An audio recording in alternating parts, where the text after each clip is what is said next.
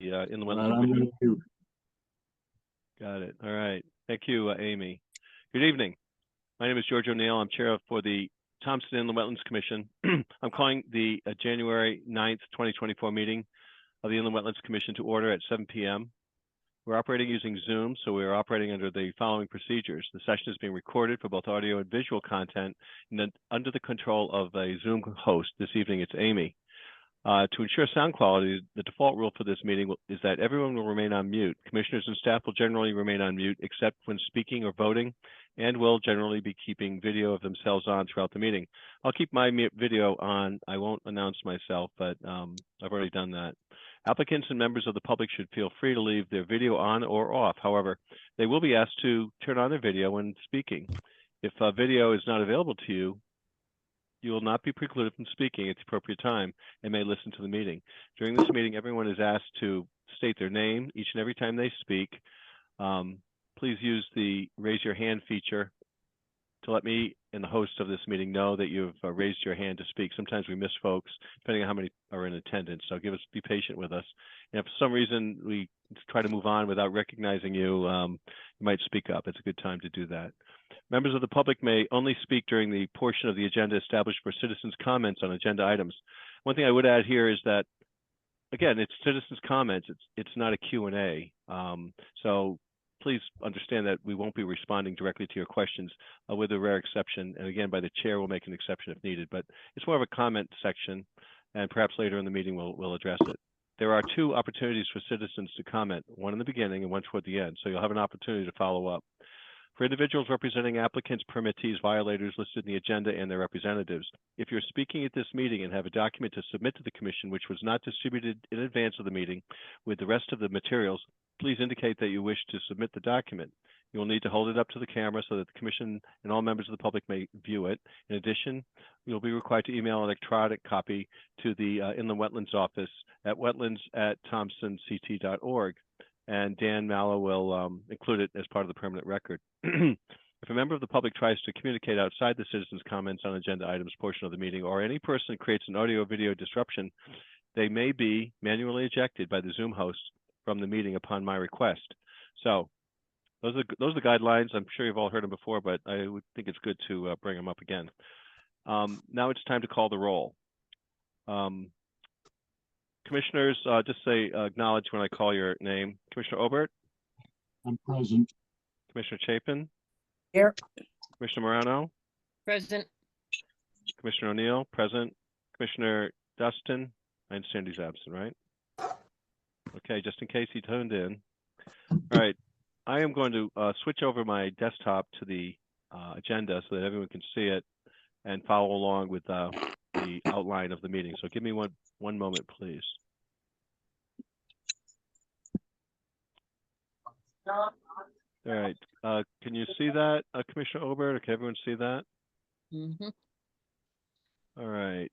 Let me just make some adjustments here. For some reason, it doesn't seem to want to scale.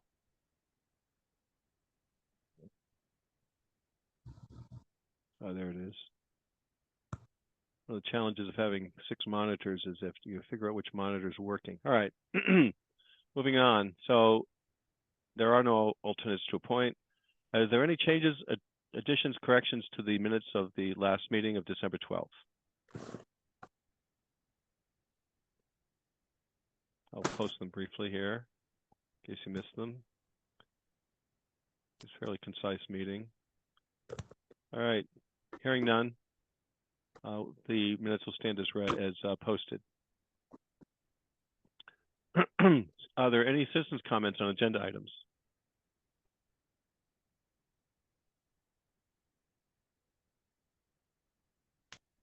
I don't see any hands.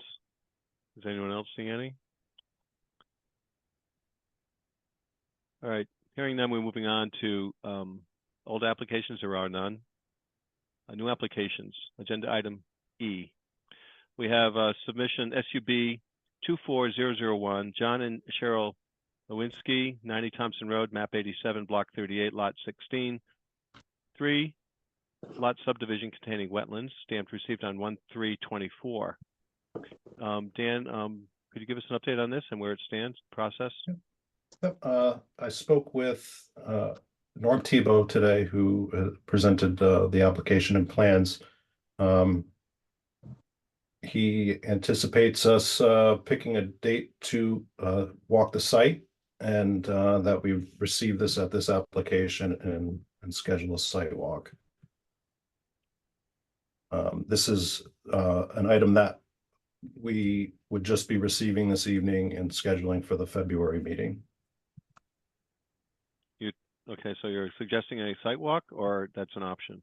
It's an option. I know Charlie had asked if there was going to be one. Okay, any additional comments or incentivize to any suggestions as to what commissioners should be looking for or how they should coordinate a inspection? Are there any Sidewalk? documents that we can see tonight? Yeah, nothing. Here's the application. I don't recall seeing any. Let's take a look. Dan, am I missing anything, or is this it? Here's a 3 subdivision lot. Any photos? And Very this would cool. be the plan for that. Okay, let's take a look here. Interstate 395, it abuts apparently. Here's your wetlands. And I believe we have the homeowner also on the Zoom call if Okay. if Mr. they'd like to. Lewinsky, would you like to, or Mr. or Mrs. Lewinsky, would you like to comment? I see a Mr. John Lewinsky listed there. Or Mrs. both? I guess everyone's there. We can't hear you. Check your mic. We'll give you some, we'll be patient here. Can you hear us? I can hear you. Can you hear me? Okay, you're in. We're good. Can you repeat your question? Well, this is an opportunity for you to comment about your application. It's been submitted and officially, recorded as received on January 3rd. So this is an opportunity for you to address the commission about your proposal. What you hope for it to be and what your plans are. Okay. You want to tell them what our plans are? So, well, being new to Thompson, I just kind of came on just to hear how things were going to end. We've been dealing with Norman and Greg at the Killingly Engineering, and we've never done this process before, so I'm kind of like just going by what they're telling us. So what we're trying to do on our property is have our son and his fiance build on one of the lots, and then we have another son as well. So that was what our intentions were with the property when we purchased it a year and a half ago. So that's kind of what we want to do.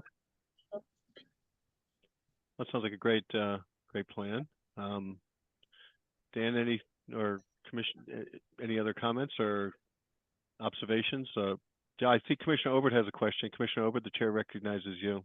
Yeah, I'm the one that Dan mentioned, wanted to see it, go out and look at the site. There's wetlands issues or opportunities to look at on 3 different places on this area. And I just, me, I want to make sure that we're doing it so that it doesn't wind up with a dead pond. And I understand Norm Tebow's recommendations from other projects. He seemed reliable, but I do better when I can see it. So the Saturday before our next meeting would be February 10th.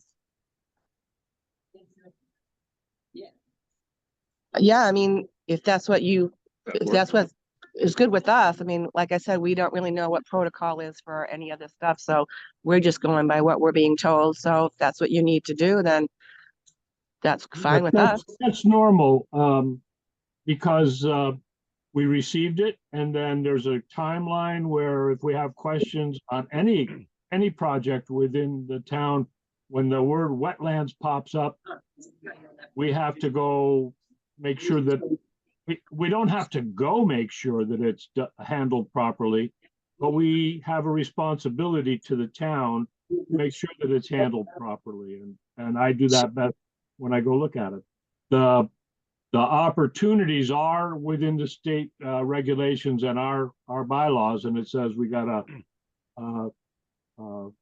usually the Saturday morning before our meeting, we'll go out and look at the property. Sure, that's great. So would that be the 10th, you said? Yeah, that's the 10th. And you're on Thompson Road, I put 90 up a- Thompson Road. right. East Thompson Road. Okay. Just south of the Thompson Green, Commissioner Obert. It's an area I believe you're quite familiar with. So they're right up the road from me. I Yeah, have to look at that map a little bit better. I've got two This- copies of the agenda. yeah, I was here's looking the, at I posted it. Yeah, I brought up the situs, the orientation map here. So it's just south of Route 200, right? This area here, Yeah. That's down across from the Marionopolis area. right? Join Yes. up butts. Across Yeah. the street from Anya's restaurant. Oh, Yeah, there you go, Okay. right there. 193, where it crosses there. yeah. That's a hill. About the highway. Yeah. Yeah, that Thompson Green is something that shows up on maps, but I haven't really been able to find it since 2005. So yeah, to just Mr. and Mrs. Lewinsky's question though, our mission, you know, is pretty well clear. It's clear that our job is to, you know, oversee the implementation of the Inland Wetlands and Watercourses Act and the Thompson guidelines that address that in accordance with our mandates, which are included in the Town of Thompson Watercourses regulations. So it's pretty painless. I know I went through it 25 years ago and I managed to survive. So it's more of a case of, you know, how do we get it done? I think tends to be a guiding rule here. And you know, there's a way to get things done and a way to do it. So great. Anything else we should know about this, Dan, or any other questions or comments, Mr. and Mrs. Lewinsky? What time would it be on the 10th? Dan, I think Dan, we'll have our inland wetlands agent coordinate that perhaps, but obviously we do these in the morning, but Okay, you know, some reasonable time, you know, everyone wants to get up. We don't scare All right. scare the chickens, but yeah, thank you. great. Okay then, thanks for joining the presentation. All right, Thank you. if Have no a other good night. questions, we'll move on to the next item. Perfect. Yep, that's fine. Great. All right, new applications. We've got DEC 24002, Brian Balke, 0 Reardon Road, map 63, block 97, lot 1, clearing of invasives and overgrowth within upland review area and the surrounding pond, stamped received on 1/5/24. Dan, what do we have on this? This is a property that doesn't have a residence on it. It's a vacant lot, oddly shaped, as you'll see in the photograph. It contains a pond for the majority of the property. Historically, Brian's family has maintained the brush around this pond. So I think since this family member's passing, the property has become overgrown, and Brian is seeking a declaratory ruling from the commission so he can clear some of the overgrowth and invasives. And on our screen now we have a narrative of how he plans to proceed. He doesn't plan to cut down any trees. He's seeking permission to trim and remove overgrown brush, vines, thorns, and saplings. There will be no earth moving activity. He will perform the work himself with hand tools and a chainsaw, lawnmower and leaf blower. No equipment heavier than that, such as a bobcat loader or excavator. No. So after reviewing this, I'm wondering why would this not be a matter that's permitted as a matter of right, and would it even require a application? It's up for the commission to determine that it's a use permitted as a right. Okay. So I'm looking at it seems like, you know, if you're a landowner and your land gets a little bit overgrown, it seems reasonable and prudent that you'd maintain it, and rather than have to come to a commission and file fees to do what you normally do. So is that what's being posed before the commission tonight? Is that what they're asking, or? For a use permitted as a right. And this application presently doesn't have a fee associated with it. Okay. All right, so I guess pose the question to commissioners then, right? Does anyone have any feelings about this, or comments or observations? Commissioner Oberg? Yeah, George, I agree. It seems to me cut and dried, use permitted as of right. I guess what the whole thing is that it's the first time that this person has had to deal with it, and they wanted to make sure that they weren't going to get in trouble. Oh, good. Good. The only Yes, thing that it's- bothers me on that list is a leaf blower, and that's nothing to do with wetlands, but it does stir up a lot of spores and stuff that, Ticks. This is a corner lot with a lot of visibility, Yeah. and I think he would like peace of mind that what he's doing is allowed and sanctioned. yeah. Good. Fran has her hand up. Fran? Yes, Commissioner Morano? It would Chair appear if recognizes. he's not doing any earth disturbance or anything, and he's just using hand tools, I can't see that being something that would really cause an impact. Sure. Yeah, I Except where agree. what is he gonna do with what he cuts back and whatnot? That's a good question.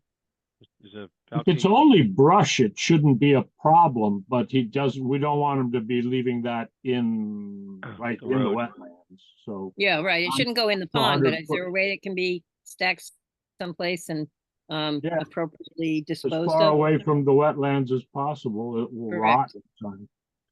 I see we have Brian. Would you like to be recognized? Yes, yes, Brian Falk here. Hello. Thank you for your time, everyone. Okay, so maybe what do you heard the commissioners with their questions? I mean, it seems to be a pretty straightforward thing, but and you're doing out of an abundance of caution, you're posing the question. One was posed as to what are you going to do with the byproducts of your efforts? Sure. So I see it being possibly a couple of options. Ideally, the easiest method to really dispose of this brush would be to, pile it up somewhere. There is a wooded area in the back where, it could be piled up. But in addition to that, I'd really be seeking a burn permit at some point as well. Yeah. If that's a possibility, if that's an option, just a small, contained fire just to burn here and there as we pile up the brush once we have enough of it. I can't see it being anything, huge, anything enormous. But there is also an area, a wooded area in the back up towards the, in the picture here, towards the, I guess the base of the arrow. That's fairly wooded up there. So, we down could here. pile it up somewhere, right? Somewhere back there, we could pile it up. Ideally, like I said, I'd like to do a burn permit as well, if possible. And then as another option, it could be chipped. But then what do you do with the chippings? We don't really need any chippings anywhere on the property there. And then that just kind of creates additional, a good and fair amount of additional noise that I'm sure the neighbors wouldn't thoroughly enjoy. And then there's also an option. I could always take it with me somewhere if needed. I do have a transfer station permit, so I could trailer it and, dump it with the brush at the transfer station. So I'm open to any suggestions or really whatever is decided that, that would be best. Great. So I guess burn permits fall into the your local fire department. So those you need the folks you want to talk to there. Certainly, that's a well-established way of remediating it. It doesn't sound like it's going to be an overwhelming amount of it, so that's another issue. But I guess appropriate disposal is the way to handle it, and whether it's piled up and becomes a home for wildlife, that's one option, or burning it's another. And any comments on this, Dan? Or I guess, and do we need to even vote on this? I would Go ahead, Charlie. go ahead, Diane. I hadn't said anything. I think Dan was starting to answer, and then I think I heard Diane Chapin say something. Yeah, this is Commissioner Chapin. I was just gonna say, I think the appropriate answer is don't chuck it in the pond. Yeah. But Right. I think, aside from that, I'm not really clear why this comes to the commission when something, and this has nothing to do with this particular issue, but if something is a use permitted as of right, why is it not just a use permitted as of right? Is it because I know when I did my ring, there wasn't anything in the ordinance that gave the wetland agent the clear path to approve it. Maybe that's the case here, but I don't see any problem with this, and Yeah. just don't chuck it in the pond. Yep. And Yeah. yeah, I strongly agree with that. I think that I said earlier, it's Mr. Blake's first time having to do this, and wanted to make sure that it was correct. That's commendable. It's far preferred than to have somebody of your neighbors say, hey, this guy just did that. Yeah. And we go out and find out you shouldn't have. So I think that as long as we can keep it out of the wetlands, I saw somewhere in the literature that was connected with this, it said something about wildlife sanctuary, or sign was up, something to that Right. effect. And it's a rural area. It's a very wooded part of town. So a couple of brush piles. You're going to get red squirrels in your house. You're going to get that kind of stuff. But the birds love it. The wrens really love brush piles.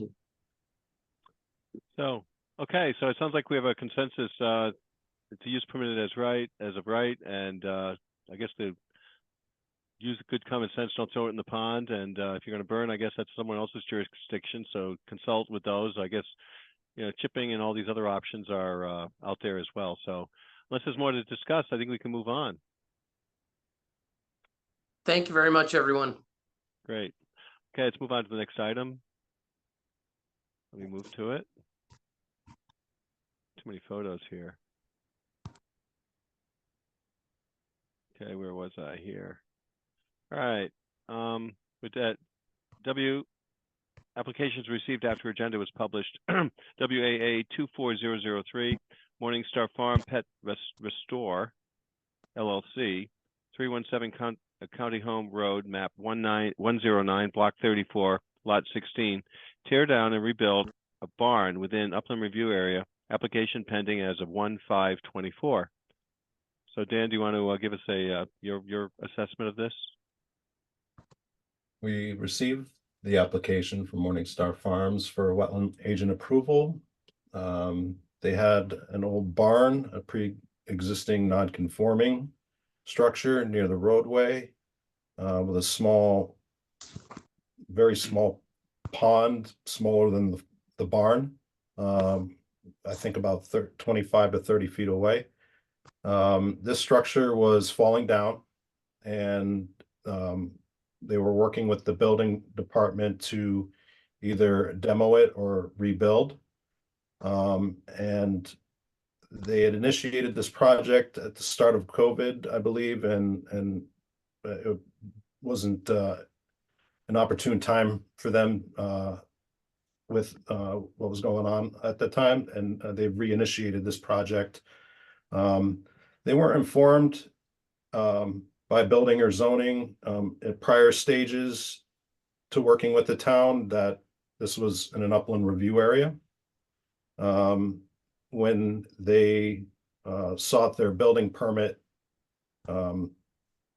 after the demolition, upon review of the materials they sent to the building department, I recognized that this was in an upland review area, and would require a wetlands agent approval type of permit. Prior to all of this, they had took initiative to install the silt fence and hay bales. But the tear down has occurred, and they are seeking to work with the Wetlands Commission to get the appropriate permit to finish their project. This is after the fact application and seeking guidance. Is that a fair assessment? I mean, they're intent on building the barn. They were just unaware of the jurisdiction, that there was additional jurisdiction. They, Okay. zoning and building hadn't brought them into the equation when working with them prior. Okay. So what's your recommendation on this? I believe they have sequestered the work site. I went out there on a muddy day, but it's I think it dries out the way the property's pitched. There's an existing logging path along their property line that they've been using via, any related vehicles for workers to in this rebuild tear down process. I think the use of the heavy equipment is over and past. But we have Lisa on our meeting too, and she might be able to speak to that a little bit. Okay. If that's his initial comments, a citizen, if you could identify yourself and if you'd like to speak, we encourage you to do so. Chair recognizes Morningstar. That's all I see on your iPad. Can you hear me? This is Lisa Yep. Summer. We can hear you. Okay, yeah, pretty much what Dan described, the original building permit that we pulled in 2019 didn't mention anything about the pond. We didn't hear any of that when they were asking us to tear it down. Matter of fact, the only person who ever said anything about the water was the fire department. So it was just an oversight until the final we had to pull another building permit recently in December because I think the other one was expired. And so, started rebuild and then was informed about the pond. So contractor is David Eddy.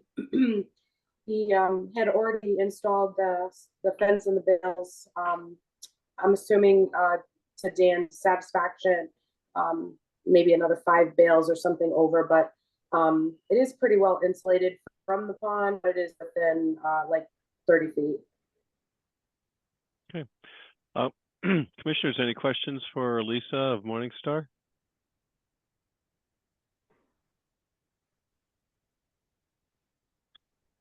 Okay, pretty straightforward, I guess. Commissioner Ober, I think you're muted. I don't specifically have a question for her, but it does raise a question that I want to make sure we discuss when we talk about our revised regulations and bylaws and such that Marla worked on. Because the point that came up was there was no interconnection between other departments in the town. And I know we've been trying to address that. I would like to flag that so we can be sure as we're reviewing it that doesn't happen again. Sure. I don't see any issues especially with what Dan said. They contained it and they've got it under control. And then we just caught them. Oh, did they notify Putnam? They're within 500 feet of the town line. So I hadn't yet received this application till yesterday morning, Okay, and that they are within 500 feet of the line. It is an obligation that we inform the town of Putnam that they have an application within 500 feet. So I'll be forwarding this material to Bruce Fitzpatrick in the town of Putnam.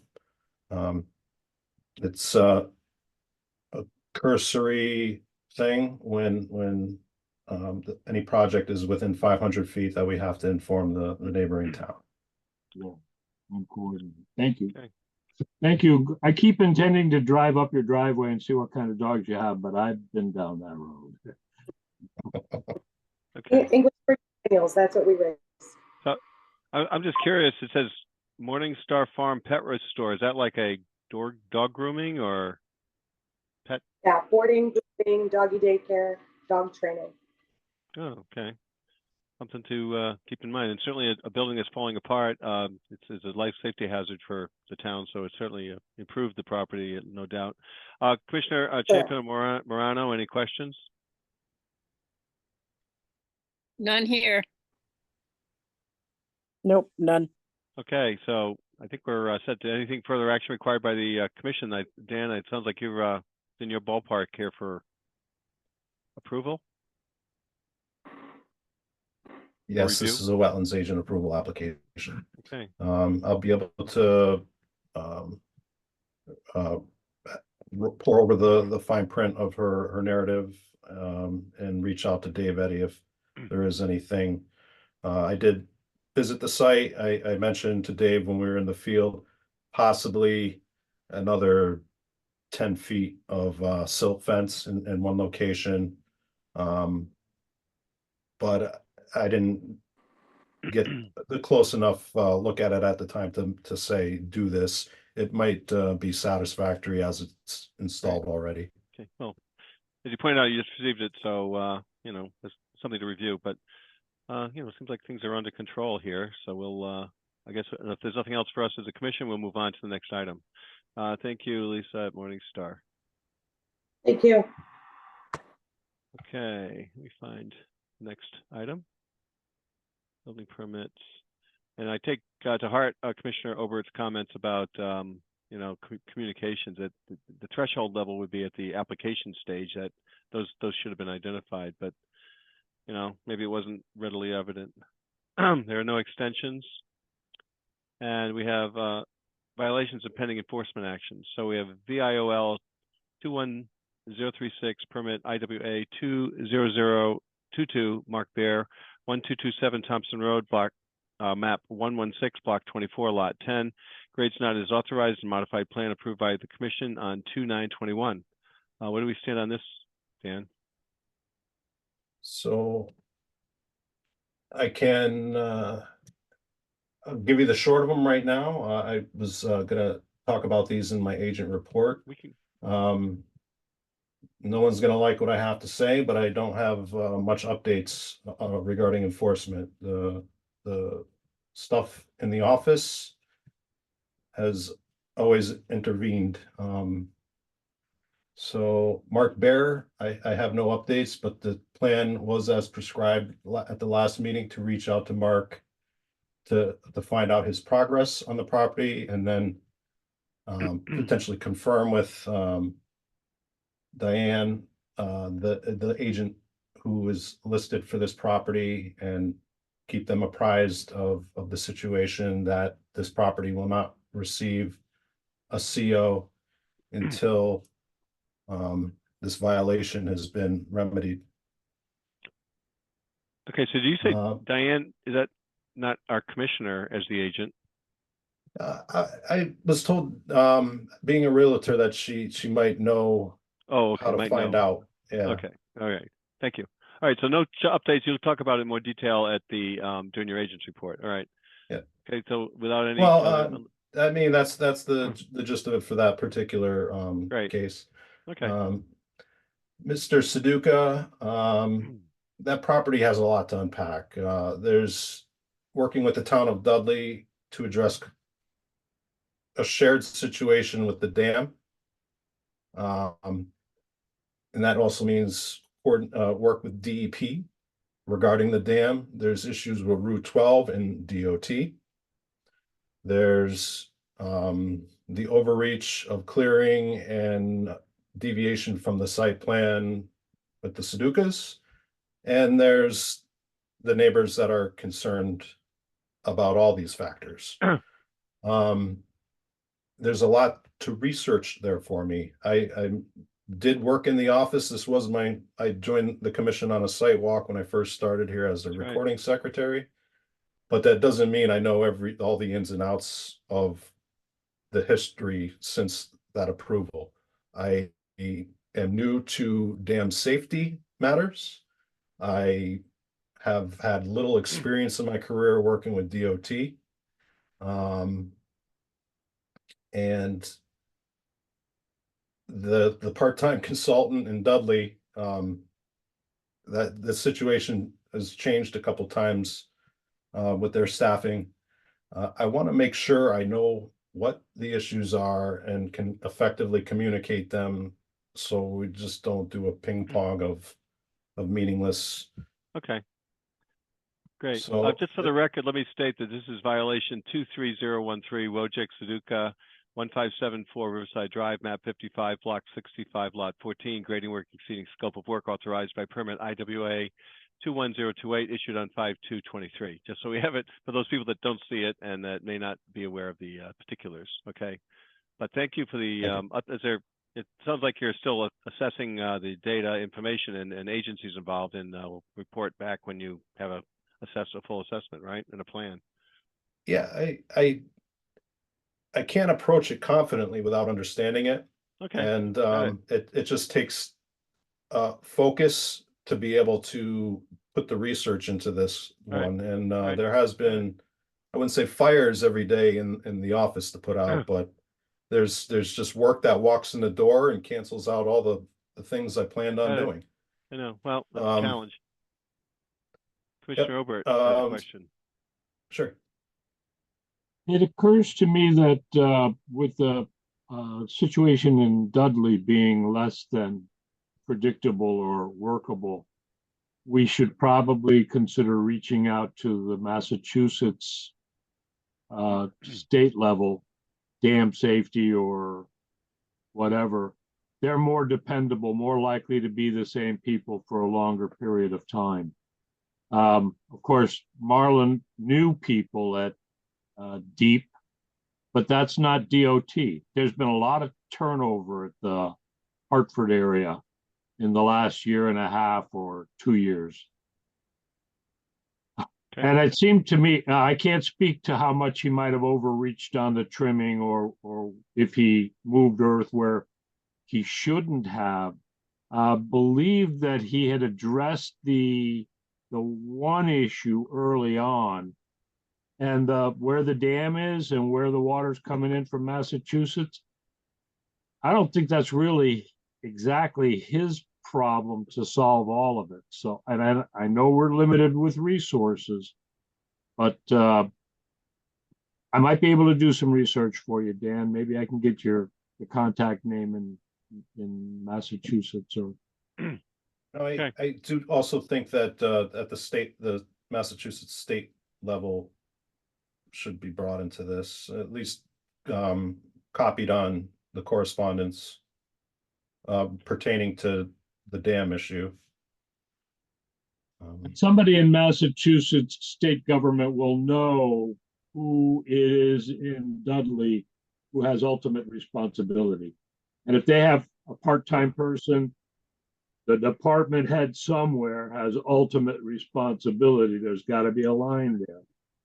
We've got to find it. Or Dudley Emergency Management. There could be other angles to have work with somebody for something productive.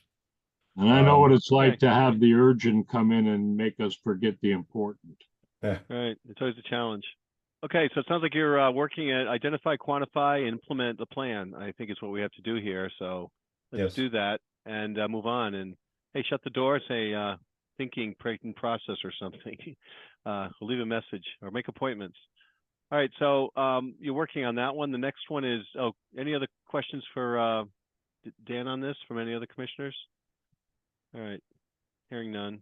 We'll move on to the next one. VIO 23035 James Quail, 0 Hill Road, also known as 6 Hill Road, map 109, block 34, lot 32. Fill and earth moving within upland review area, permit without permit. Violation issued on 11/1/23. So where does this stand, Dan? This one was the first violation I issued out of an abundance of caution, sticking to the letter of our regulation that work was conducted within 100 feet of a water course or wetland. It was on the fringe of this upland review area. This upland review area wasn't identified on mapping necessarily. The only mapping it had been identified on was 8 Hill Road's original site plan, and at the time, the wetlands upland review area was 50 feet. Right. So originally this wasn't an upland review area when the neighbor was. Now it is. There's stone placed to support this driveway. The neighbor believes there was culvert or pipe of some kind that allow for some flow underneath this driveway. When I've been out with Marla and by myself to see if there's any water that even gets close to this, I haven't seen it. I haven't hit it necessarily right after the serious rain events. But I didn't see any evidence of standing water, or evidence of any kind of pipe that's blocked. So I can't prove or disprove that. I know, as we've mentioned in the past, the site plan for 8 Hill Road references that they should have a sump pump in their basement. They don't have a sump pump in their basement. The site plan also references a drain from the house to the wetlands area that Marla and I couldn't locate the exit of this. So it's difficult to say that the water issues of 8 Hill Road are caused by the placement of this fill. Okay. And realistically, I mean, it can be incorporated into a permit, but I don't see cause for culverting this, tearing it up, and costly repairs. We did speak in one of our meetings about seeing what Daniel Blanchette thinks of this situation. I haven't been able to sit down and have the phone call with him about this. But I don't really know what he would prescribe. He could prescribe expensive engineering or nothing. Those are both realistic, both options. Is the expensive engineering going to solve any problems for anybody? I don't think so. So do you feel the inland wetlands and watercourses are being threatened by this current condition? Is a yes No. or no answer? No. Okay. And are we, do you think it's a matter of just siting or structural siting of the home? If so, then it sounds to me like the homeowner has to remedy their condition. Is that a fair statement? There's a part they can do to remedy their situation for themselves. Okay. So what's your next, what are we recommending to take? What's the action to be taken now? I think it's appropriate to drop this, and I can provide the explanation of our situation to the Geiks at 8 Hill Road.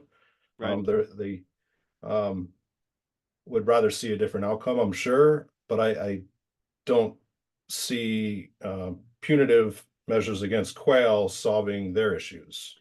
Right. Well, if it's a design engineering question and you see from your expert opinion, no impact to the inland wetlands and watercourses, then it's a matter between landowners or perhaps their engineering of their site. So if it doesn't fall within the purview of this commission, I think that sounds like the right action, unless some commissioner disagrees. Commissioner Obert? Go ahead. Voice. The only way I could see that it's our jurisdiction is if it's classified as an intermittent water course. If I understand this correctly, stormwater from 8 Hill Road runs on to the 6 Hill Road property, or it's vice versa. And I'm looking at map geo, I'm looking at satellite photos. I don't see any evidence of a topographical situation there. Okay. But thank you. With the rain that's coming and the snow that's melting, I'd be happy to drive by tomorrow and see if I can see anything. Okay. So your recommendation is we tomorrow. drop it. We drop the issue for now until and let the homeowners deal with it with their engineer. It sounds like maybe flip an email to if you're suggesting that Danielle is their engineer, right? Is that his? Daniel is Mr. Quayle's engineer. Yeah. He Perhaps developed the site plan for Quayle. pose the question back to the engineer and let them say whether if and how it falls into the purview of the Wetlands and Watercourses Act and or this commission, because obviously there are a lot of issues out there, but they aren't necessarily our issues. All right, thank you. Unless there's other questions, we'll move on to the next one. VIOL 23037, St. Joseph's Church, 12 to 18 Main Street, map 63, block 94, lot 3. Fill along Reardon Road within upland review area and wetlands. Violation issued on 12/15/23. Where does this stand? I did issue the notice of violation. I've heard secondhand that it was received by the church in that notice of violation, which I believe could be attached as the next document. I did ask that a representative join us for this meeting to explain the work that was occurring. I did reference that their permit that they had previously, somewhat within the scope of what they were, a fill activity to create more space for the cemetery. That permit has expired and didn't necessarily include the area that they were filling now. And that they were requested to cease this activity. It looks to me, the area looks generally the same, and I think they've paused after receipt of this letter. I was trying on the phone and contact forms and emails to deliver that message to them prior to having to issue this notice of violation. We don't have anybody on this Zoom meeting. Well, let's find out. Maybe they're listening. Is anyone representing St. Joseph's Catholic Society on this call? In the matter regarding a notice of violation issued on December 15th, nearly a month ago, notwithstanding numerous verbal and telephonic attempts to communicate. Is anyone representing that organization? Okay, I see no hands raised, so I guess it's fair to say there is no one. All right. Okay, Dan, sorry, go ahead. So what are the next steps? So the notice of violation is issued to the St. Joseph's Catholic Society. The person who we can hold accountable, or the entity that we can hold accountable, is St. Joseph's Catholic Society. I have not, I mean, I can't really do much against the contractor. I kind of. They're the agent. They're the agent. You're saying they're the agent of the Catholic Society, and that they're taking direction from their principal, right, as agent of the society. Is that what you're suggesting? So I can reach out to the person that we believe is the contractor doing this work, and work directly with him. I prefer to work with the property owner and through correspondence. But I don't, that has proved fruitless. So I might have to work with the person on the ground at the site who's doing the work. Okay. There's a photograph that demonstrates just how its basic appearance for a while. Another pile would seemingly drop every a little bit more every week. So it this is about a has 4-foot high remained pile at of this gravel, level. right? They're just dumping it. They're just filling in the wetlands, it appears. Is that a fair statement?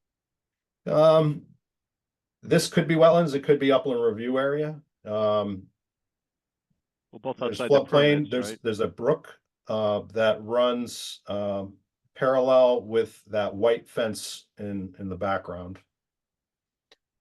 So this area, this fill activities mostly at the roadway are GIS mapping, which is hit or miss. Shows this general location to be wetlands. Okay.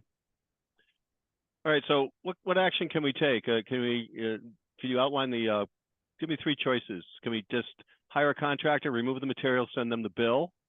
Stop any activity in the cemetery until they remedy it. Put fences around it and send them the bill. What's the course this year? You can't just sit there and send letters and call people and have them not respond. So I don't know if we have, we would need legal authority to do work on their property. Well, if they're in violation, there's no way you can stop them. Well, okay, maybe we can consult with our town council as to what action we can take on this, because That this is one is of the, a that huge is, pile of gravel that's just accumulating, it appears. I can speak to the man with the machine, and I can speak with the town attorney. I think in order of operation, it should be the man with the machine. Yeah, But I mean, he's CC'd on, he knows. Is he on the letter? So I don't. I will try to find his contact information and have a direct conversation with him. Well, But ultimately, the property is the church. Any action against that property would be against the church. And I think absent of them just willing to do what we're asking, the only other course would be a legal route. And okay, I so don't think it's a financially worthwhile approach for, even though this is an ugly situation, it's, I don't know the damage that it's doing. okay, so you need Besides an flouting environmental our assessment regulation. of the extent of damage. You have to demarcate the wetlands. So you know, a soil scientist or an environmentalist or or something to come in here and do an assessment. How damaging is it, and what's the immediate, short-term, and long-term damage? And have councils briefly frame the alternatives. I mean, and then they can help inform the next steps.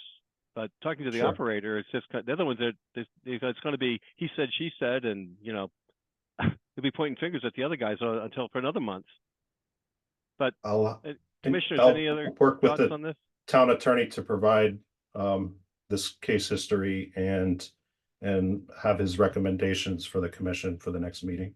Yeah, or if not sooner. I mean, how much more fill can Sure. we put in there in the next month? That looks like demolition material. It doesn't look like something. I mean, if Could be it's something vandalism. out of a cemetery, they're old gravestones, and they just don't do that. Who threw it there? Do we know?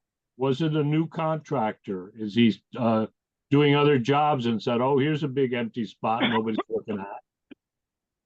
And again, we come back to the fact that we lack resources for the kind of work that we could or should do for this town.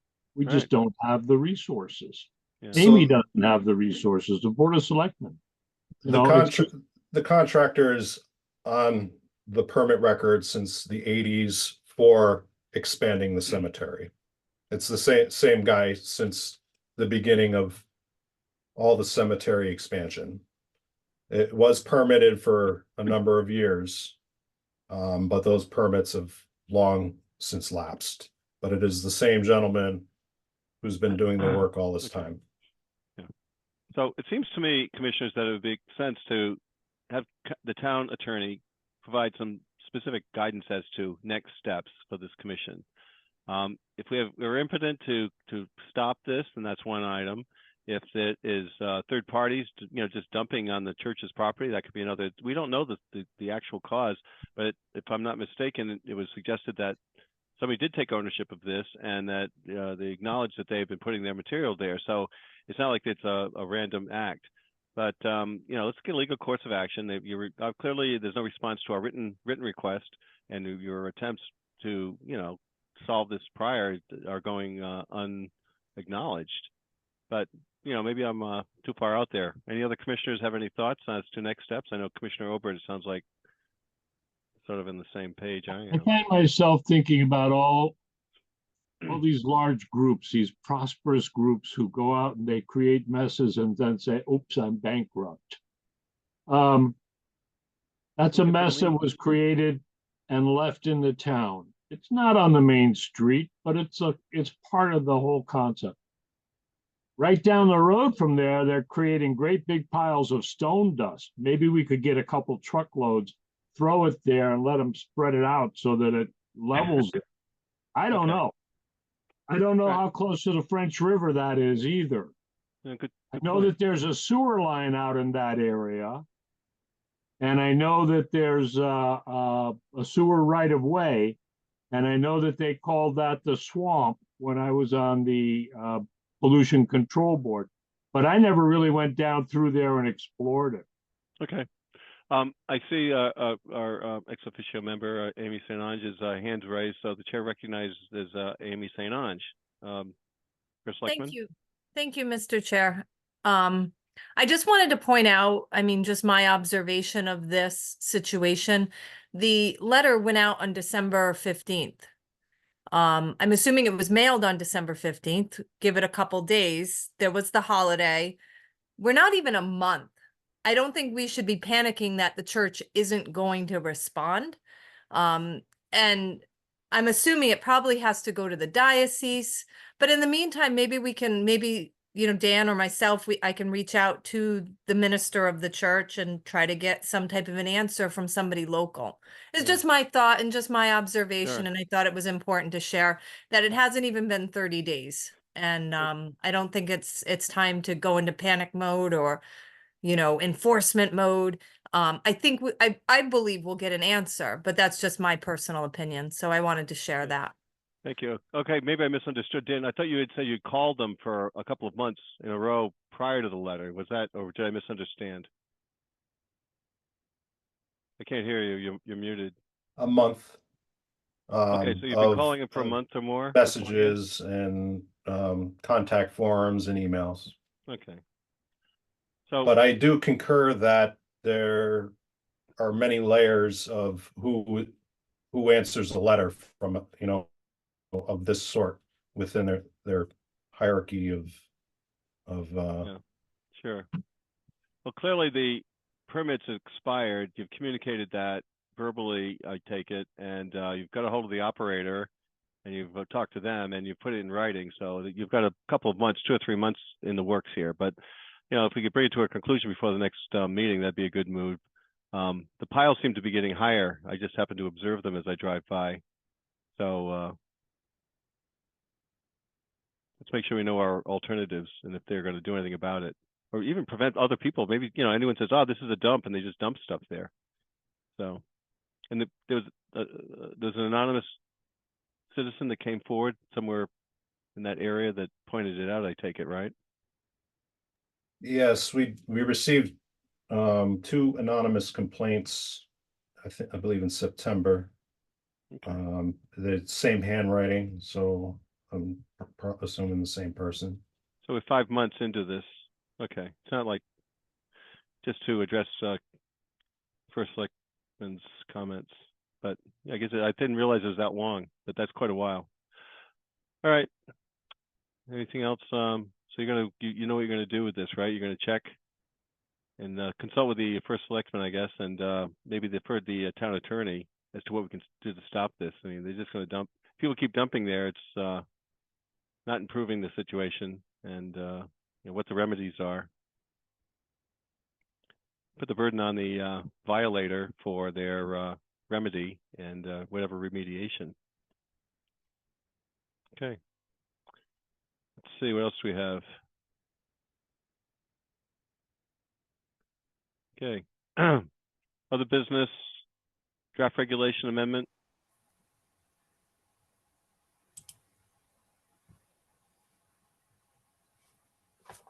Dan?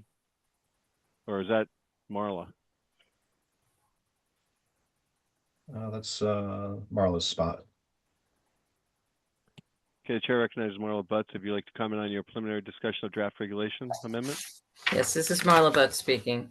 Unfortunately, I couldn't figure out how to raise my hand to say, so I was raising it in the screen so you could see me. Anyways, Can't see you. You can't see you. You got to turn your mic, your video, or you're in dark. Hey, no, you're still not there yet. Yeah, yeah, well, the room's dark, but I'm here. Can you see me now? Can anyone see Marla? No one can see you. Oh, really? You're in the It cone of says- darkness. All right, tell you what, I'll Cloak- turn a light cloaking on. device. Your cloaking device is working. Yeah, let me turn the light on. Can you see me now? Nope. You have to turn on your Still- camera. Go to your application and go into Zoom, and there's a bunch of buttons in there that should be able to turn on your camera. Video. Well, I have it. It says, oh, hold on. Can you see me now? Nope. Hold on. It sounds Let's like a see. Verizon commercial. I know. It's got to be one of these little buttons. Can you see me now? Nope. Nope, still can't. Well, I guess you'll have to give us an audio version of your All right. draft amendment.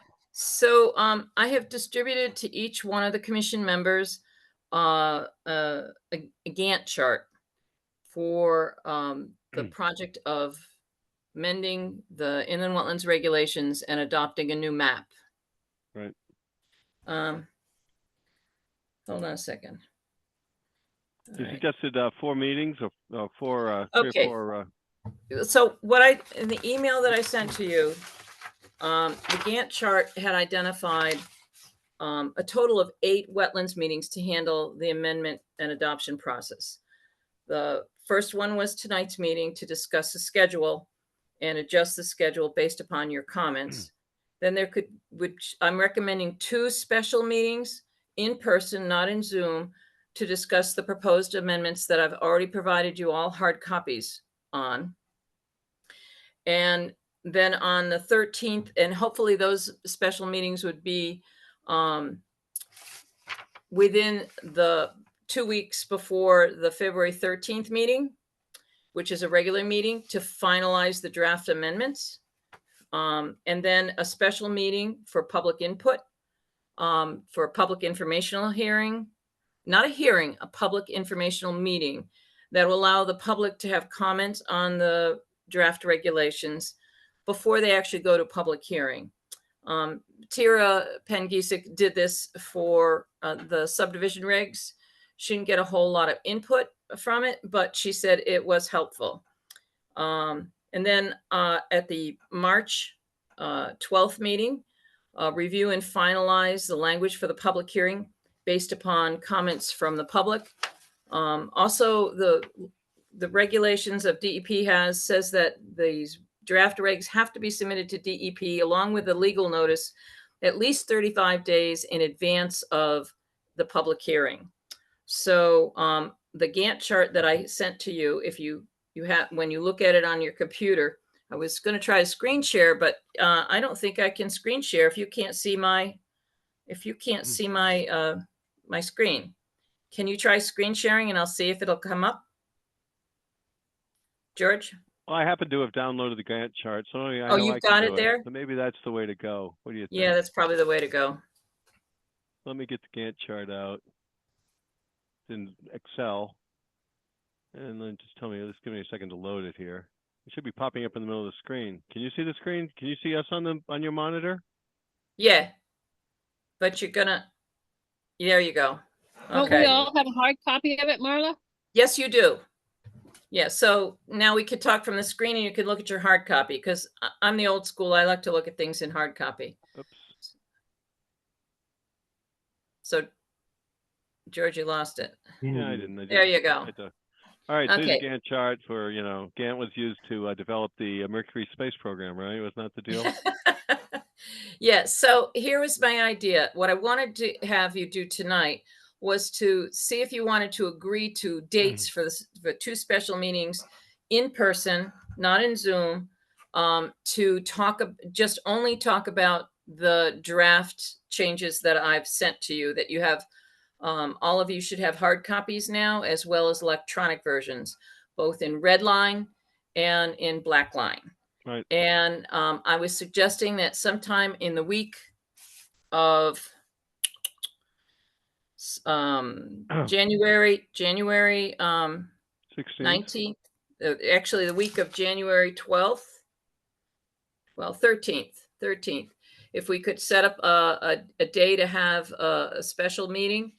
That would be the first one. And then based upon your comments, I would make revisions on it. And then we'd have another special meeting at the end of January, in the beginning of February, the week that began with January 27th. And then I would make the modifications to that. When I spoke with Tira Pengisic, she said that I asked her about sending things to the attorneys for their review. And because I was wondering how long it would take them, and I don't know how long DEP will take. So she suggested that I could send the draft regs even now, even before you've finished reviewing them, to get their input, so I could bring that back to you before it ever got to a public informational meeting. So if you have no objection, I would like to send, I don't know if any of you have had a chance to look at the draft. Yeah, I looked at 33 pages and 44-page documents, and one's red line and one's the draft. So there's a lot there to dig through. Right, there's a lot there.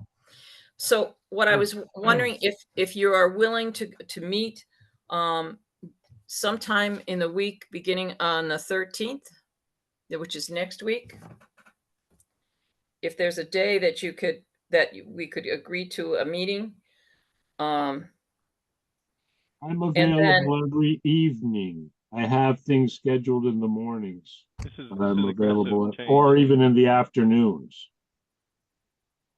Okay, so that would be, and of course, the 15th is the town hall is closed.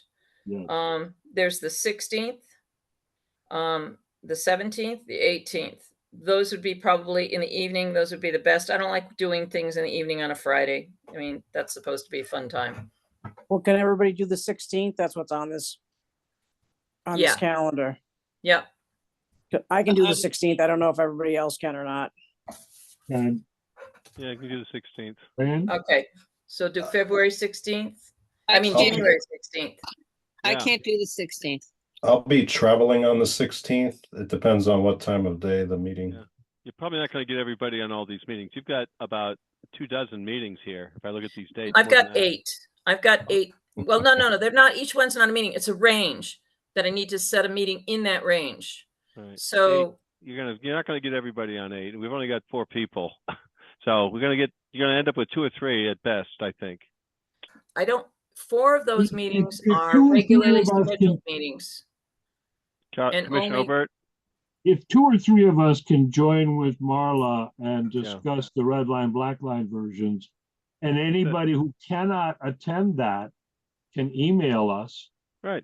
Any observations that they have on the red line, black line. She wants us to have our input before the February meeting. Yeah. Okay. I've got my comments already written down, so I can send mine by communique. So that's fine. But I would like to explain some of the major changes and why the changes were made. All right, so let's try that on the 16th. All right, so we'll do the 16th. What time? Because I have to make arrangements for a room, which would probably be a town hall. Is Dan available at part of the Dan doesn't have to be there. It's good if Dan's there, but I talk with him all the time about things that are going on with the regs and what I'm finding in the regs. Well, my day's schedule is wide open, so if we can adjust things and get Dan involved too, we're looking for the future too.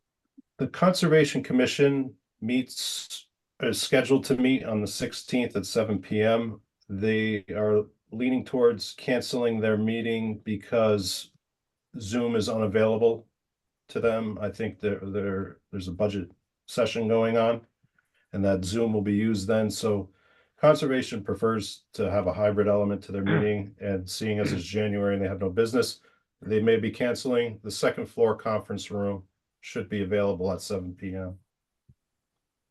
It's too bad we have more than one Zoom account. So is that acceptable? It works for me. 7 o'clock on Tuesday the 16th. Anyone else? I'm good. I'll do. Okay. Yeah, it's fine with me. Yeah, let's do it. Okay, We and can Fran, nail it down the next one after that. Okay, you can't meet that one. No, I'm Fran. gonna be out of town. Sorry. Okay. So the next one would be starting on the week of the 29th, which is the last week in January. And I'm open all those days, except during the day on Tuesday. The only day that I can't, it would be Wednesday. Okay. So you could do Monday or the 1st of February Correct, or the 30th. correct. Okay. I can What do about any anybody? day, the 29th, 30th, 31st, or February 1st, First. and the 2nd. It's Groundhog Day. That's the only thing that's on my Yeah, calendar. I don't like doing things on Friday nights. So, I mean, Yeah. not business. So you're basically shooting for Tuesdays, it sounds like. Works Tuesday? for me. You're looking for Tuesdays, right? You So said the that would be 30th. January 30th. 30th is Tuesday. Okay. And so those are the only two that I needed to get initially straightened out. Once we go through those two dates, I'm hoping that we'll have gotten through everything that was of concern that I needed to, make sure you were on board with. And at that point, I would send it to the town attorney for the town attorney's comment based upon the modifications that you want to have made from what I've offered to you. And then on the meeting of the regular scheduled meeting for February, which is February 13th, we talk about finalizing the language, coming to an agreement if we could, that you want to move forward with that to go to a public informational meeting. And at that time, we would set the date for the public informational meeting, and I would set up all of the notifications and advertising, whatever it was that I was going to do. That doesn't need a legal notice. And then from that informational meeting, if there's many comments, those would have to get incorporated in. And at that point, I would send that to DEP for DEP's review and comment, along with the legal notice for the public hearing. And then for the meeting of April, the beginning of April, I was going to suggest that, let's see, wait a second. That's an item under DEP and legal counsel. I would bring back to you at that regularly scheduled meeting DEP's comments and any comments by the town council, and get the final language that would actually go to public hearing. And then the public hearing would, I'm suggesting, be held before your regularly scheduled meeting in May. And from then, you would have a regular scheduled meeting after that. If the testimony from the public went beyond an hour, I would suggest that it start at 6 and be finished by 7. And if it had to go on farther beyond that, it could go into June as a special meeting, or could be before the next regularly scheduled meeting, and then finalized at the regularly scheduled meeting, whichever one happens after that. So it all could get completed by the May meeting. It's a little bit complicated because there's input that has to come not only from you, but has to come from town council and has to come from DEP. And that all has to get dovetailed in before it goes to public hearing. This is a little different than planning and zoning because planning and zoning doesn't have any state agency oversight over what goes on into the regulations, but DEP does by law have the right to make comment. And so you have to consider their comments. Right. Well, that's a good point. You make that the only required commission in the town is the inland wetlands and water courses. All the rest are optional. Yes, and some changes that were made tried to incorporate the new flood damage prevention ordinance. Now that the Wetlands Commission is the appeal agency, right, I wanted to make sure that whatever applications came before the commission had to meet the standards of that ordinance, so that you're kind of like preempting somebody from sending something to the building office or doing something that's going to become a problem down the road. Yeah. Commissioner. Okay, Over. Marla, it's Commissioner Chapin. Go So ahead. we're on the 16th and the 30th? Correct, at 7 o'clock at Town Hall. Okay. Thank you. So those will be the two meetings, and bring your paperwork with you because I won't have extra copies because I'm not making any changes before then. And then we can figure out if the schedule can be compressed beyond that. But that's all I needed to do at this point in time, was to confirm that we would set up 2 special meetings, and I will do the agendas for those. And regarding the minutes, the minutes, all they have, since I'm not going to be asking for any motions by the commission to approve anything at those special meetings, the minutes will be very simple. It's only going to be identifying what areas were discussed, not what the details were that are in it.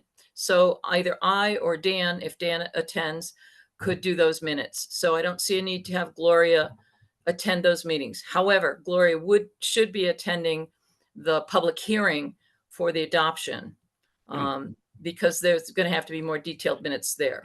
Okay, Commissioner Obert, you had a question or comment? Yeah, memory is a wonderful thing. It happens spontaneously for me. The one thing that caught my eye so far, and I think Marla kind of alluded to it, but the dates on both the red line and the black line copies, like 2009, and I wondered, shouldn't we just go right ahead and bump it up to 2024? There was another comment that she made, and I'm sorry, I allowed Diane to speak first, and it went right out of my memory. Oh, but I'll make a note if it comes up for the end of the meeting. you can remind us on the 16th. Yeah, I'm going to be there. I'm going to make every effort to be both of those meetings. Yeah.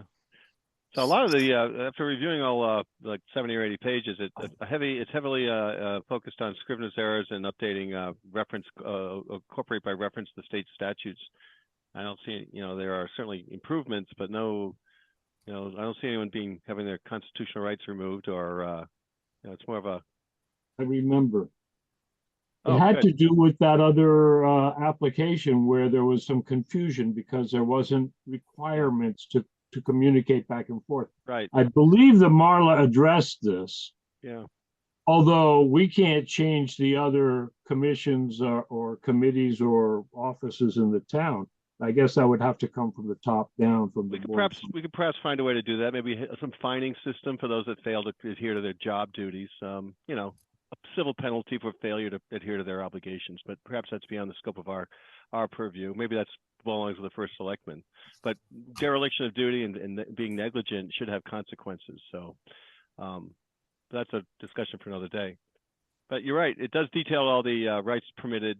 It goes into all the details here in the process. So, all right. So we're all set for the 2 special meetings.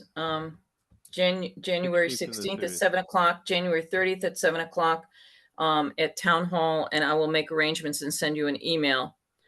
If you want to send me comments in advance of either of those meetings, you can send them by email at mbutts@thompsonct.org. Great. Okay. Thank you very much. I'll put away the Gantt chart. Thank you. Nice chart, nice and colorful, like those colors, nice blend there. Let me ask you, can you see me now? No. Still can't. Wow. I looked at the settings to see. Tutorial here. You have to have a sit down. It says it's sending video. All right. You have to display it too, but whatever. Yeah. But we heard you, so I think we're good. Okay. Thank you, Marla. Okay, You're budget welcome. requests from Finance Department. What's that, Dan? Finance has asked the various town departments to supply their budget for the upcoming fiscal year. We're not using ClearGov anymore per this letter from Bill Steglitz, the finance director.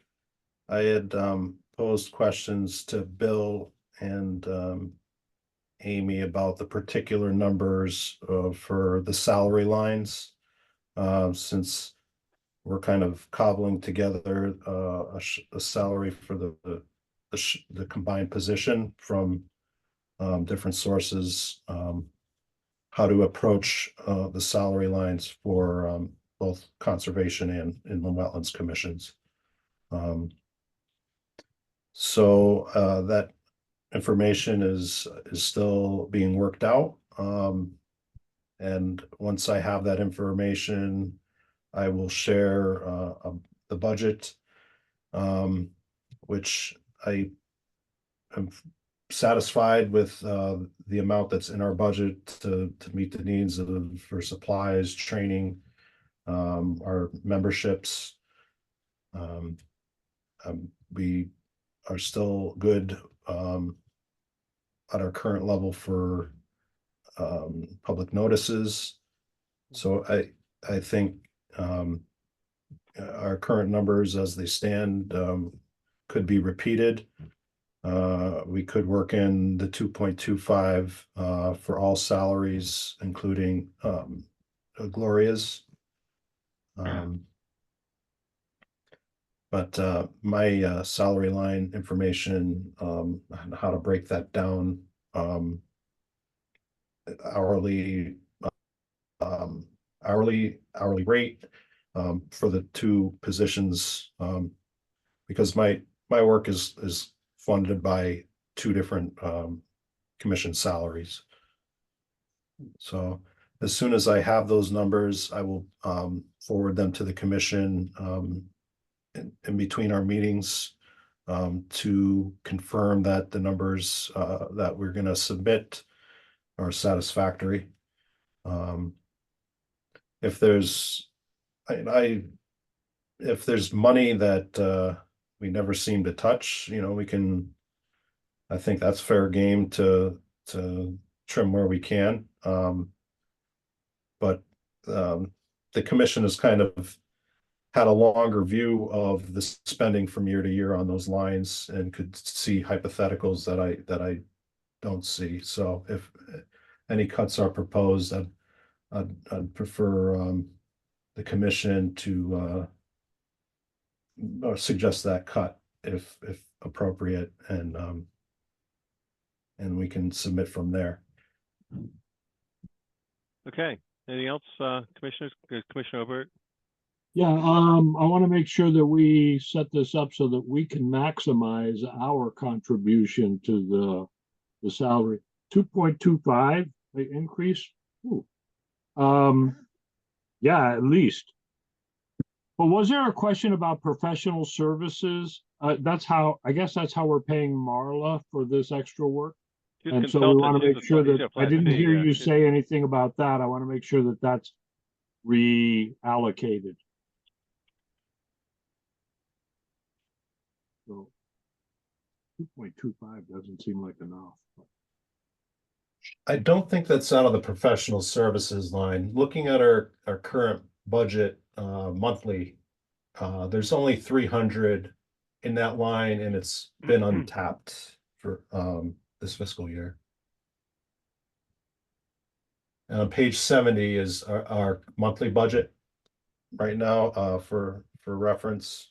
Will we need to tap some of that money for, like, for example, checking out what the problem or solutions for the St. Joseph Cemetery lot, things like that? There was another point during the evening where we talked about engineering, whether it's up to us or it's up to the landowners. If it's clearly up to the landowners, fine, but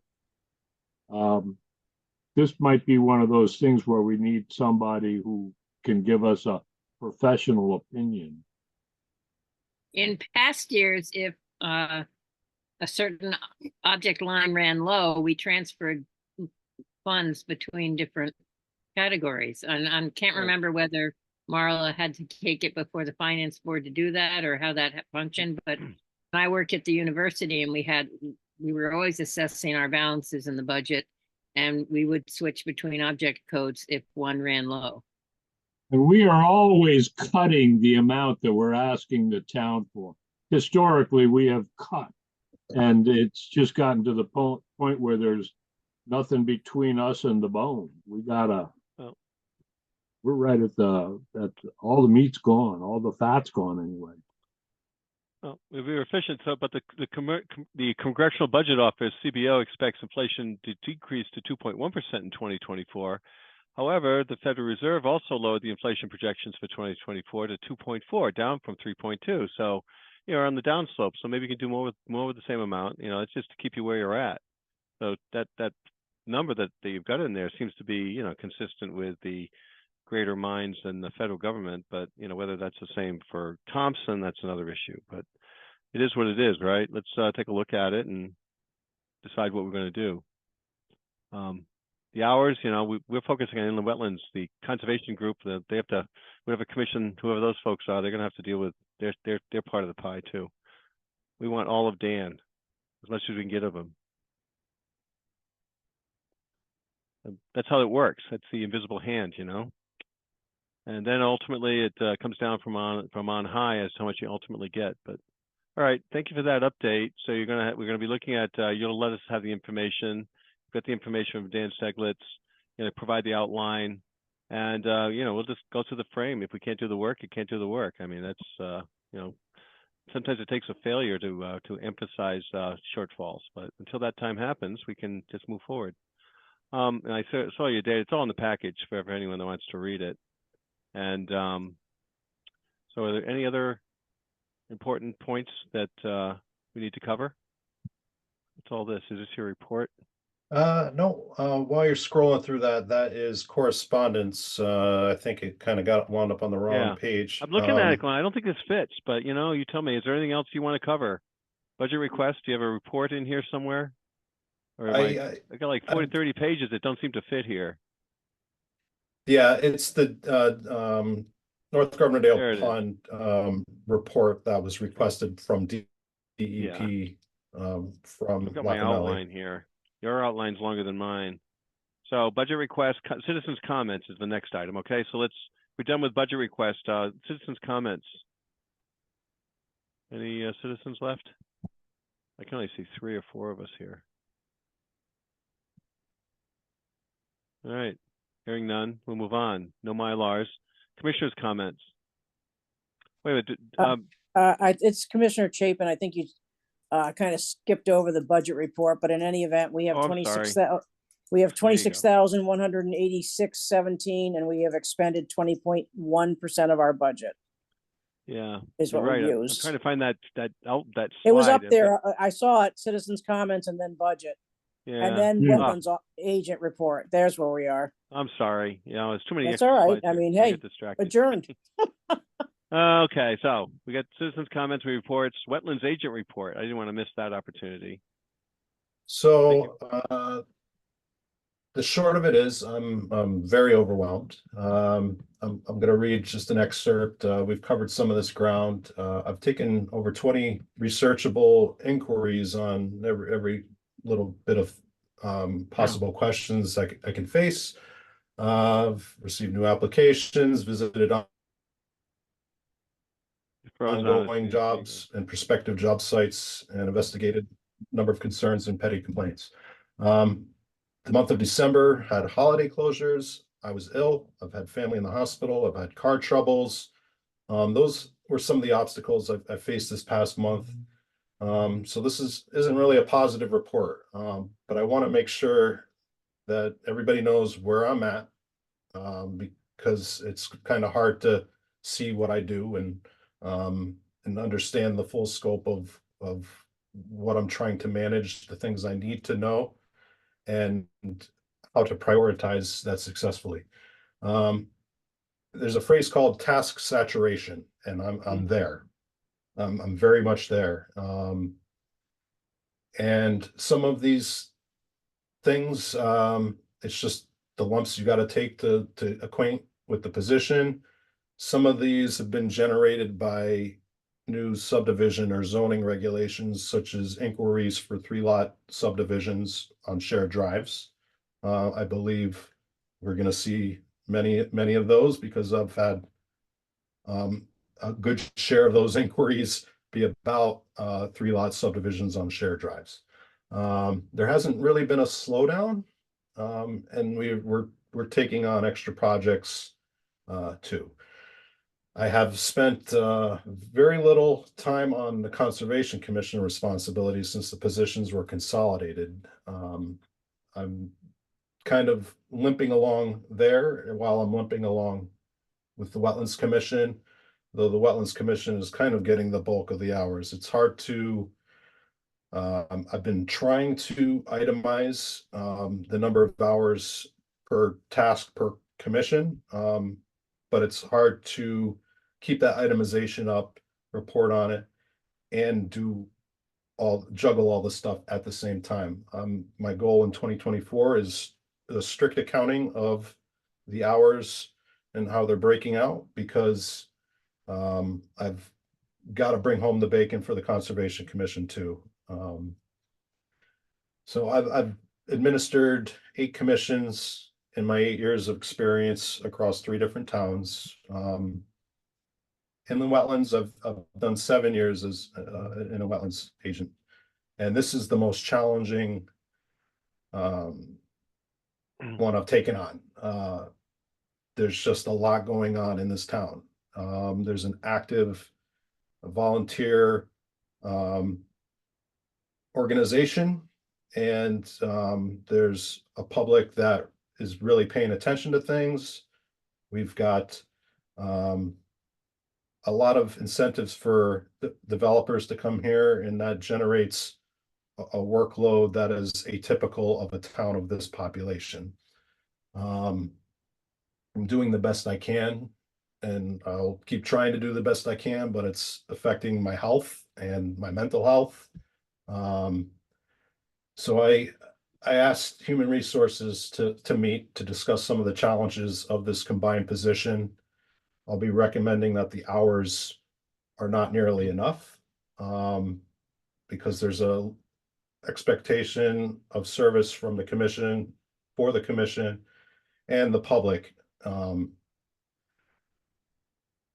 And I believe the solution that has made an efficient fit in every town I've ever worked for is shared administrative support, shared secretary between the land use commissions, or the land use staff, so a shared secretary, part-time or full-time, whatever, for Tira, the planner, the CEO, and the wetlands agent.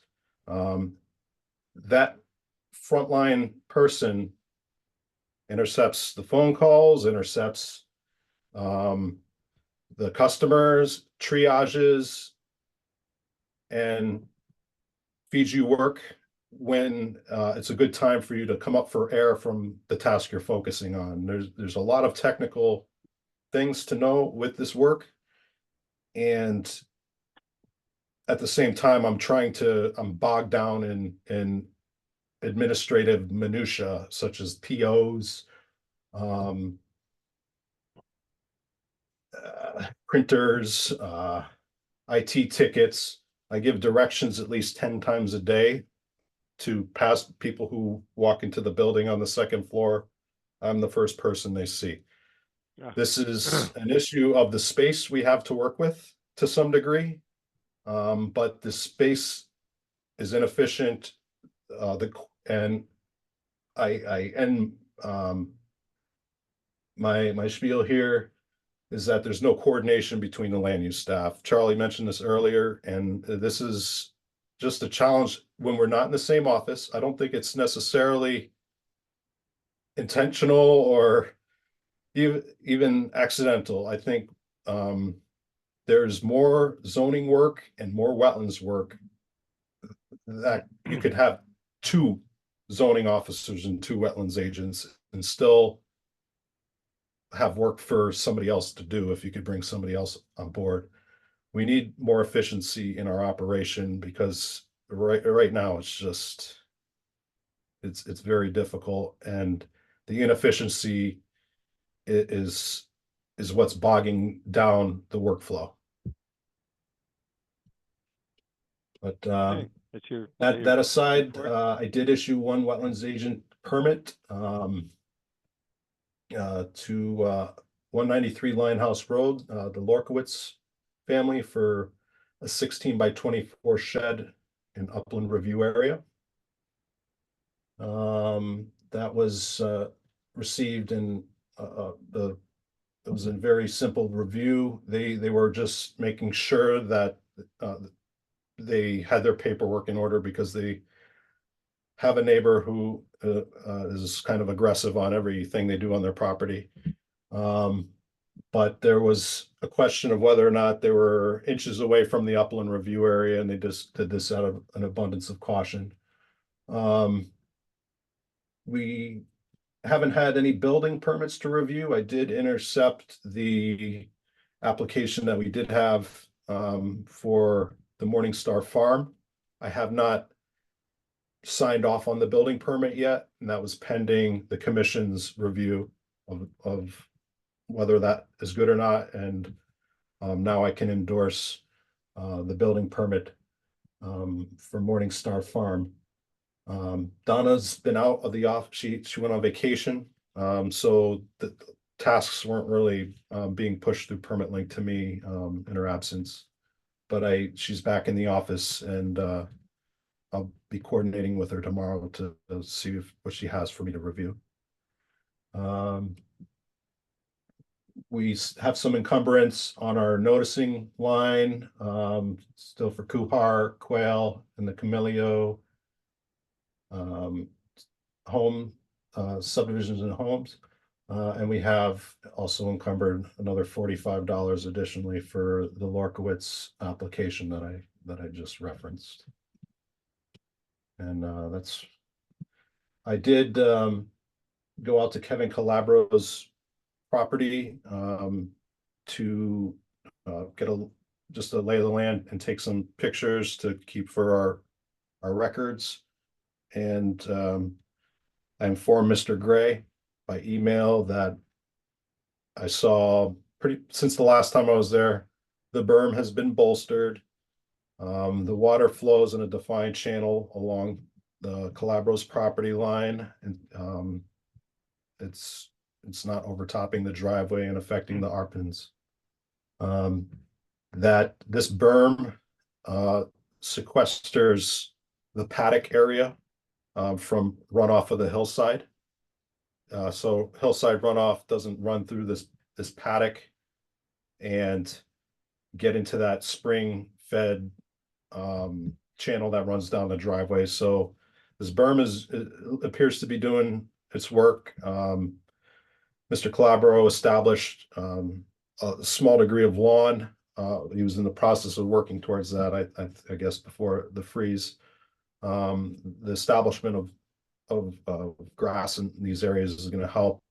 He's also, I think I saw about 4 or 5 arborvitae plants.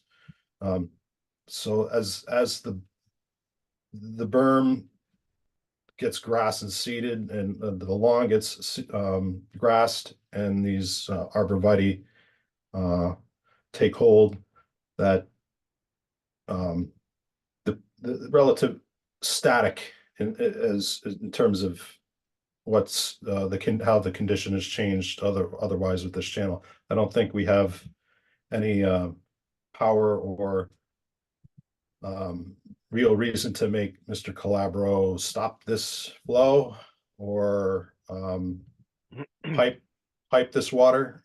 I think, I mean, this condition is what it is. It's not aesthetically pleasing, but it's not, I don't see, and this could be seasonal where there's eutrophication. I don't know the quality of that pond on the yearly basis, but the water was flowing clear.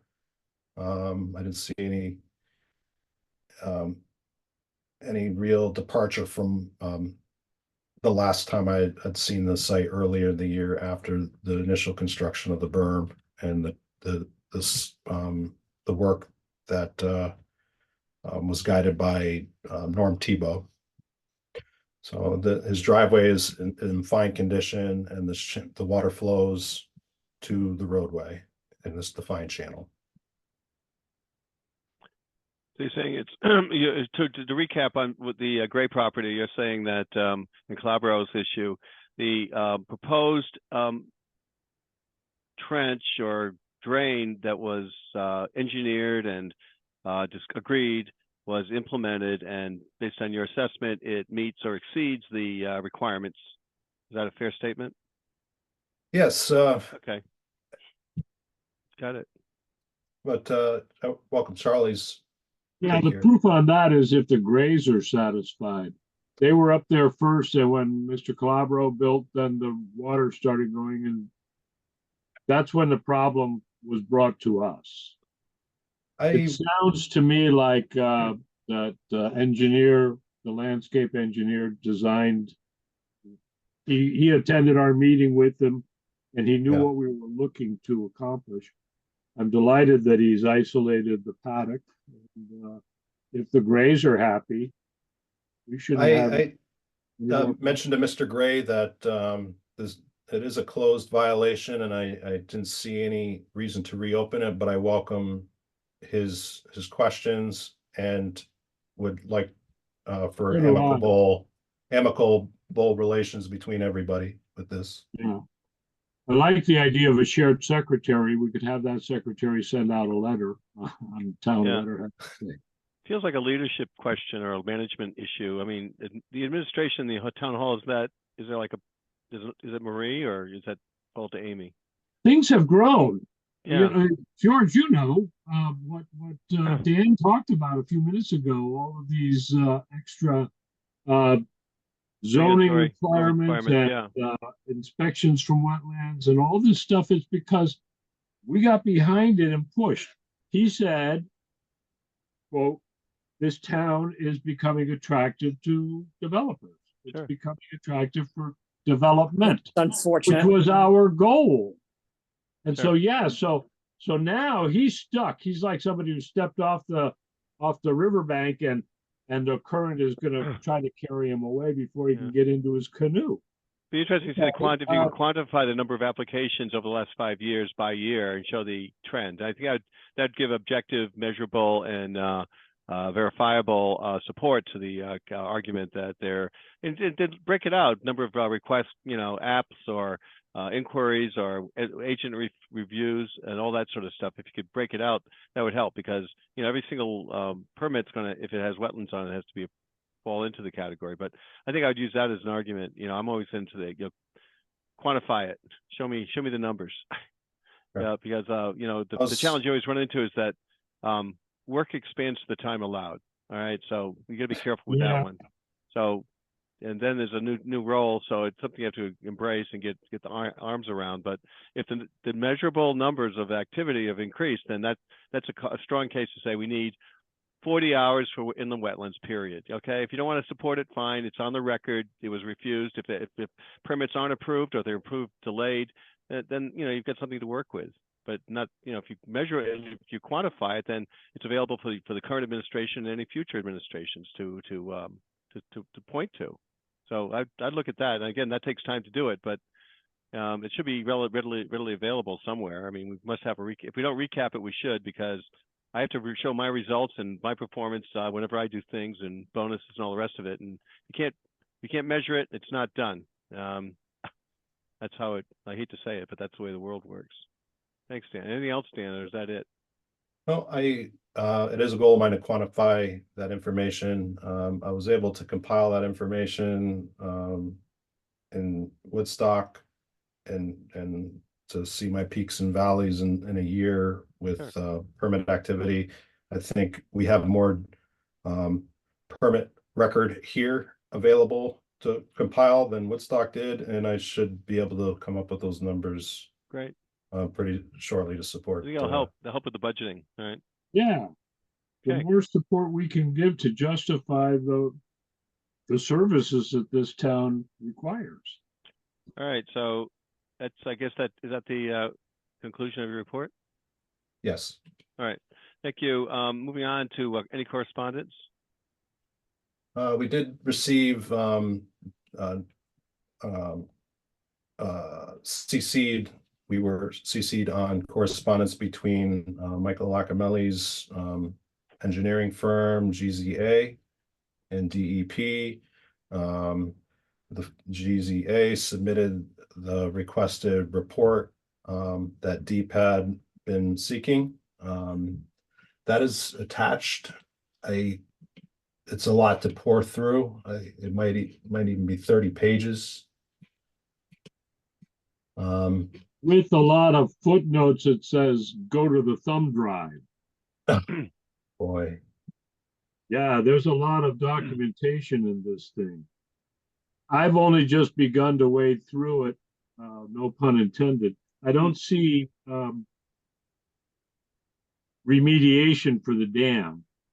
I do see that they addressed the low water gates, but they don't know whether they work or not. And they probably don't. They probably rusted shut. Well, so what's your recommendation on this, Dan? Or do And you have one one? last note, whoever got the copy of this at DEEP, he's the guy that will know who to contact in Massachusetts. Because he's involved with dam safety. So when we contact Massachusetts and say, we got this dam on Dudley Line, we need to coordinate. Yes, Daniel Lizanewski. We'll reach out to him. That's a good point, Charlie. Yeah, I saw Regarding the that name Perryville on the Pond. first page. You got Dan Lesniewski. Yeah.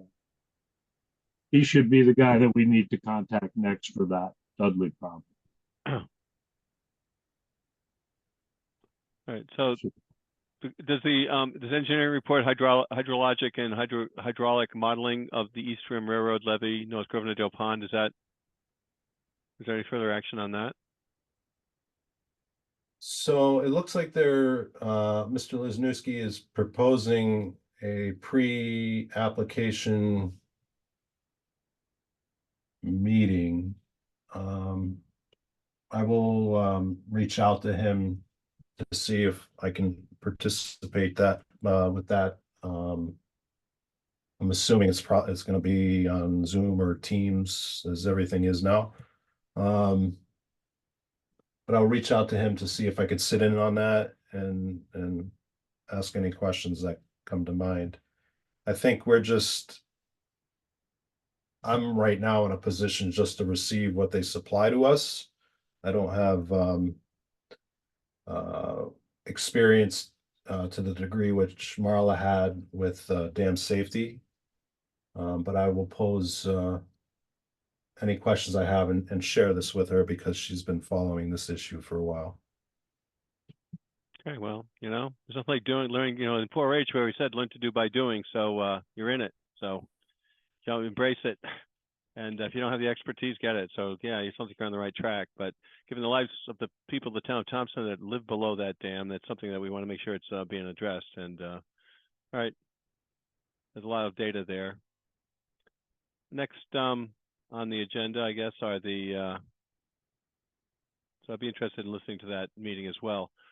Comments by no Mylars to sign. Comments by commissioners.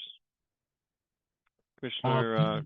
If you do have opportunity or information about a Zoom meeting about the dam, let me know. I'd like to attend as well. Yeah. I really like his idea about a shared administrative assistant for all the land use permits in the town.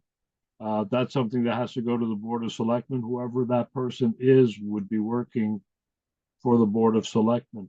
I think that has gotten past what Marie can be expected to handle. Just like we're asking Dan to, we're lucky he's here to be able to come into wetlands, but he's right. He's got to bring home bacon for conservation, and we're concerned about that. All of us are. Okay. Thank you, Commissioner Obert. Commissioner Chapin, comments? Nope. Commissioner Morano? Nope.